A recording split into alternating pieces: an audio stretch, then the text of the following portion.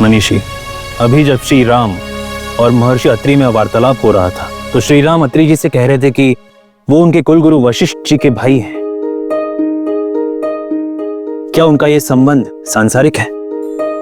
संसार में तो सब नश्वर है, जबकि उनके कुलगुरु ब्रह्मर्षि वशिष्ठ सहस्त्र वर्षों से सूर्यवंशी के कुलगुरु रहे हैं। पक्षीराज, ब्रह्म ऋषियों का जन्म सांसारिक रूप से नहीं होता, इसीलिए उनके संबंध नश्वर नहीं होते। उनकी सृष्टि मानसिक रूप से होती है। मानसिक रूप से अर्थात काकराज? गरुण जी, मानसिक का अर्थ है मन से। इन ब्रह्म ऋषियों का जन्म योनिजा रूप से नहीं हुआ, मन के संकल्प से होता है। आदिकाल में जब सृष्टि का आरंभ हो रहा था, तब सृष्टि के निर्माता ब्रह्मा जी ने अपने मन से 9 प्रमुख पुत्रों को उत्पन्न किया था।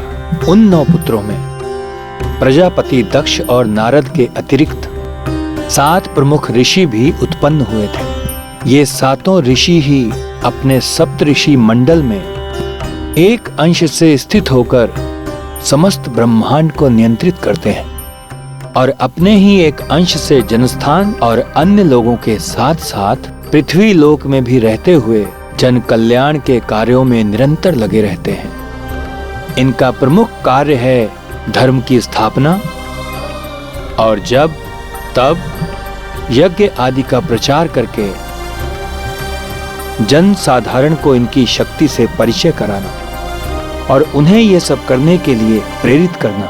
आश्चर्य है, स्वयं ब्रह्मदेव के मन से उत्पन्न हुए हैं ये 7 ऋषि। कदाचित ब्रह्मदेव के मन से उत्पन्न होने के कारण ही ये ब्रह्मर्षि कहलाते हैं। हाँ गरुड़ जी, ये 7 ऋषि हैं मरीचि, वशिष्ठ, अत्रि, अंगिरा, पुलस्त्य, पुलह एवं क्रतु। ये 7 ऋषि भी सृष्टिकर्ता ब्रह्मदेव के समान ही शक्ति संपन्न होते हैं, ज्ञान विज्ञान के साक्षात अवतार होते हैं। आश्चर्य है, अतः समुद्र की भांति न जाने सृष्टि की गहराई में कितने रहस्य छिपे हैं। सत्य तो ये है पक्षीराज कि संसार को धर्म, ज्ञान, विज्ञान और आदर्श आचरण के बारे में शिक्षा देने का दायित्व इन सप्त ऋषियों का है। इनका जीवन काल एक संपूर्ण कल्प का होता है। एक कल्प तक जीवित रहता है ये ब्रह्मर्षि। एक कल्प का परिमाण कितना होता है मनीषी? गरुड़ जी, विधान के अनुसार 4 युग होते हैं, सतयुग, त्रेता युग, द्वापर युग और कलयुग। ऐसे 71 चतुर्युग से कुछ अधिक व्यतीत होने पर एक मनवंतर का प्रमाण मानते हैं। मानव वर्षों के अनुसार एक मनवंतर 30 करोड़ 67 लाख 20 सहस्त्र वर्ष माने जाते हैं। ऐसे 14 मनवंतर का काल परम ब्रह्म के एक दिन के बराबर होता है, अर्थात इतने समय में एक कल्प व्यतीत होता है। बहुत ही अद्भुत गणना है कल्प के परिमाण की मनीषी। इतने वर्षों तक ये ब्रह्म ऋषि अपने ज्ञान और विवेक से निरंतर धर्मात्माओं का मार्गदर्शन करते रहते हैं। यद्यपि ब्रह्म ऋषि अत्रिय और ब्रह्म ऋषि वशिष्ठ में भिन्नता है। जैसे वशिष्ठ जी इक्ष्वाकु वंश के कुलगुरु हैं, जबकि ऋषि अत्रि तपस्या के मार्ग पर चल रहे हैं, किंतु दोनों का कार्य एक ही है, धर्म की स्थापना, और इनका वंश एक ही है, ब्रह्म वंश।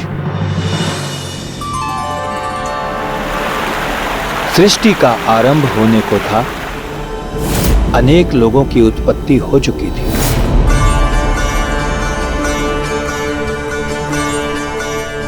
एकार्णव के अनंत महासागर में सृष्टिकर्ता ब्रह्मदेव अपने गहन ध्यान में बैठे थे। उनका मन ब्रह्मनाद ओम, जो सृष्टि की शाश्वत ध्वनि है, उसके साथ समन्वित हुआ था।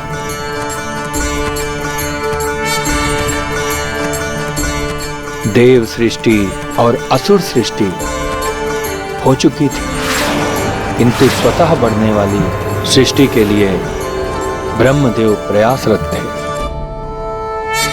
सृष्टिकर्ता ब्रह्मदेव ने अपनी मानसिक ऊर्जा को अपने मस्तिष्क में केंद्रित करके अनहदनाद ओम के साथ उच्चारण किया।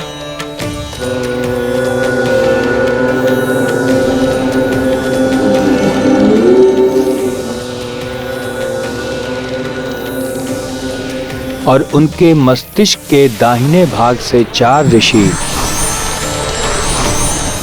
और वाम भाग से 3 ऋषि एक एक करके उत्पन्न हुए।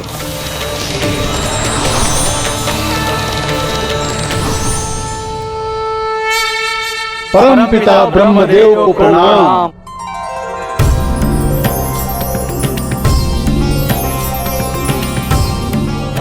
कल्याण भव, दीर्घायु भव।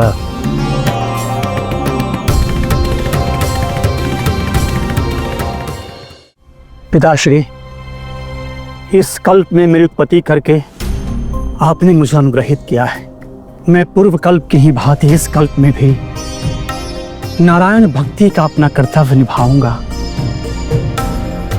अतः आप मुझे प्रस्थान करने की आज्ञा दें पिताश्री। जैसी तुम्हारी इच्छा नारद। नारायण नारायण। सप्तऋषि गणों मरीचि, वशिष्ठ, अत्रि,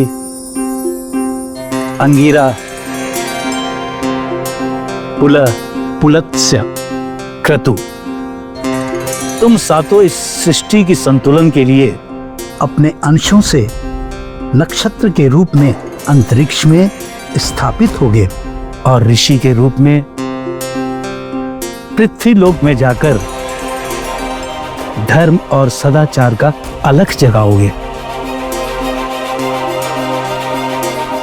पुत्र दक्ष, तुम प्रजापति के रूप में भविष्य में उत्पन्न होने वाले प्रजा का समुचित रूप से पालन करोगे। तुम्हारी और ऋषियों की संतानों से ही सृष्टि अपने विस्तार को प्राप्त करेगी। जैसी आपकी आज्ञा परमपिता। पुत्रों, हमने तुम सबको विभिन्न प्रकार के प्राणियों को उत्पन्न करने और वृद्धि करने के लिए अपने मन से प्रकट किया है। अतः आज से तुम सब हमारे मानस पुत्र कहलाओगे। अब तुम सब पृथ्वी लोक और अपने अपने धाम को पधारकर सृष्टि कार्य हेतु अग्रसर हो जाओ। जो आज्ञा परमपिता।